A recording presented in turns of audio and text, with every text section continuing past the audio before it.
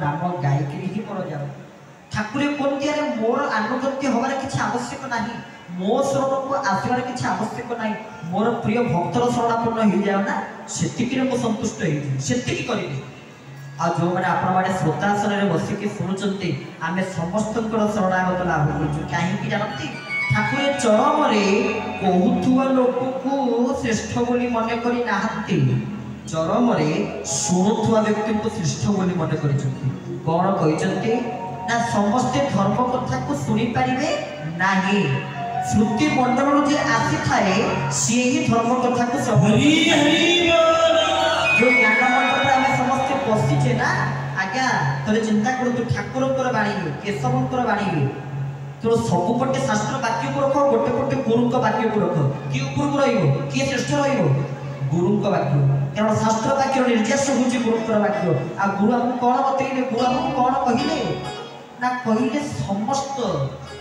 श्रोता मैंने केते मो मन को से बसी न जो मैंने श्रुति मंडल आसी से मैंने ही धर्म कथा को श्रवण करेंगे कहीं ना ये वक्ता अपेक्षा श्रोता आगे समाधि प्राप्त होती ठाकुर चरम कहते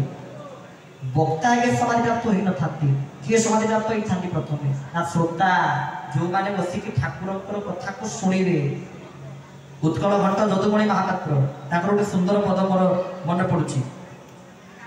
निकिति तौल सान को बड़ को भारी हुए जी रहे तल को ऊपर को तल को कहले निकिति तौल सान बड़ को भारी हुए जी रहे तल को आप बुझीपे भारी जी ऊपर बस सब हालुका जी सी तले बसी आप जापे मत बेस बुझे पड़ो ना थे चिंता कर आमको प्रभु तले बसई हालुका करके बसई कहीं सबुठ ओजनिया आने सबुठ भारी आने सबुति शास्त्र आरंभ कर ज्ञान ठू आरंभ कर आप चिंता करना मोठू समस्ते बयस भारी समस्ते जो मैंने बस ज्ञान ठू आरंभ कर शक्ति ठू आरंभ कर बयस ठू आरंभ कर समस्ते भारी किंतु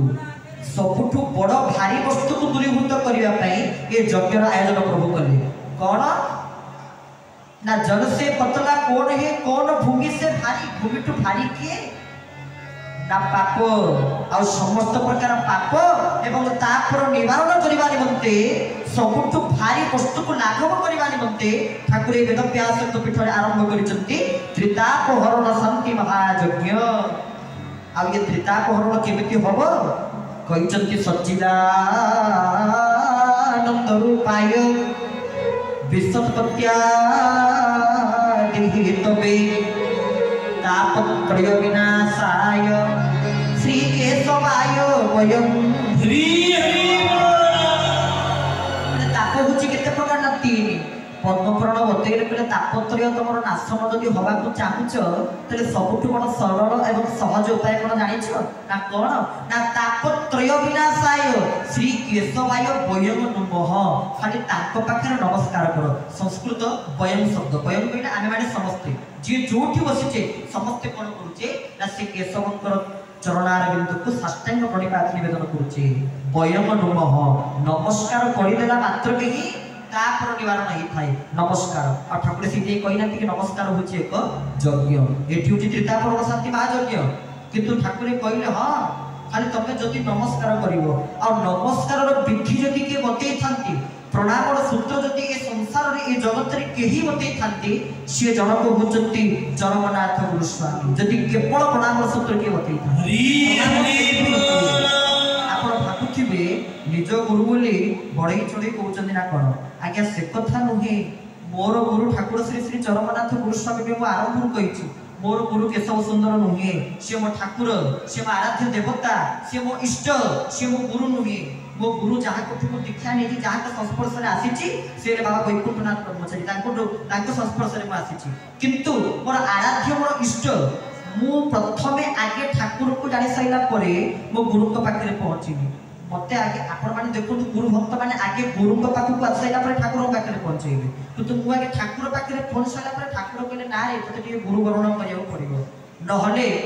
शास्त्र विरोधी कर्म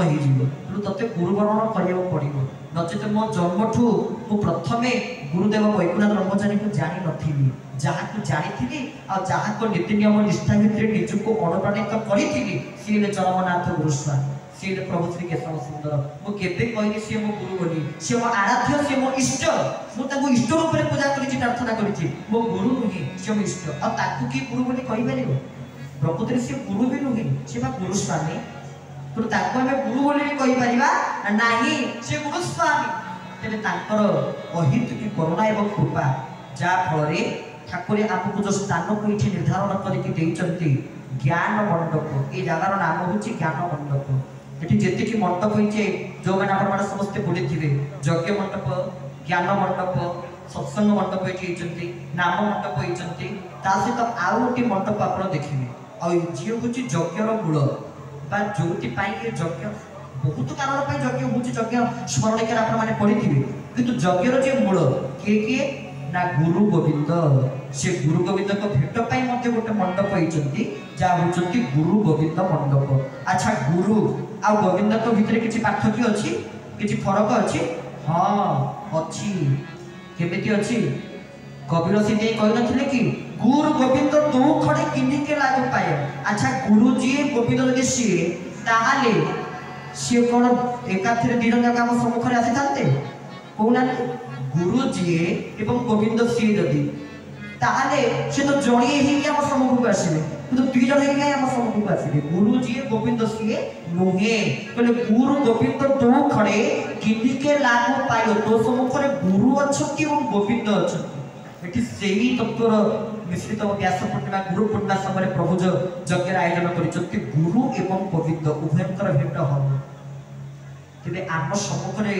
गुरु थिबे एवं गोविंद थिबे आज प्रथमे कहा को नमस्कार करिवा कहा पाखे नतमस्तक होवा ना गुरु किंतु एठी गुरु एवं गोविंद उभयंकर मिलित तनु उभय मिलित एठी भेट है गुरु गोविंद भेट आबे हरि बोल तेरे से समान नही आज्ञा आ जो दृश्य आपण माने समस्त चर्म नेत्र आपको ठाकुर देइचंती दिव्य नेत्र नहले केबे ए प्रकार दृश्य काले अवलोकन करि परिबा नाही कारण ठाकुर गोटे सुंदर बाणी रे कहिचंती यज्ञ वर्तमान समय काहे कि होछि जानती कालसूत्र खेल हेलानी प्रबल थल कूल आ नाही ये कालसूत्र एमिति खेल करानी जे ना आउ थल अछि ना आउ कूल अछि केवल गोटी उपाय अछि ना कोन ना गुरु सेवी धन स्थिर कर मन गोटी काम करिवा कोन करिवा गुरुंकर सेवा आउ गुरु सेवी धन स्थिर कर मन ये मन को गुरुंकर पदार बिंदु स्थिर कर दबा एतिकी करके देखंतु कोन हो आउ ये संसार रे आपको केही भी कारण जगतटा होची गोटे प्लेग्राउंड जो विश्व ब्रह्मांड में देखु छी होची गोटे क्रीड़ा स्थल कहार ना कालर क्रीड़ा ए जगत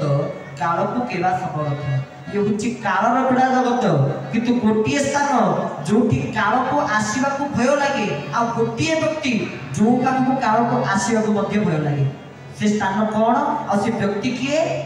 ना ठाकुर चरम सुंदर भाव रे कहिचंती सुंदर वाणी रे कहिचंती कोन कहिचंती ना ई होची सत्संग विकर्म करिबो समय काहे सत्संग अटे तारण भूमि सत्संग अटे मोर निवास सत्संगे काल नकरे प्रवेश सत्संग अटे भगत मेला या को उड़िले बुड़ई भेड़ा सत्संग कालर प्रवेश स्थान रे हिपारि नथाय आ को व्यक्ति पाखु कालर प्रवेश हिपारि नथाय ना काल काल काल जा वर्ष से कि हम पूर्व कहतलु से होची गुरुनिष्ठ भक्त जे ता जीवन रे काहा को जानिनी केवल जणन को जानिछि ना कोन ना सी गुरुंकर निष्ठा गुरु हमको जहाँ बतई चारोटी वाक्य पूरा ठाकुर हमको चारोटी तत्व बतईले कहले एतिकी कर कौन कौन ना त्याग निष्ठा श्रद्धा दृढ़ता थिबो तेबे जाई धन मते पाई।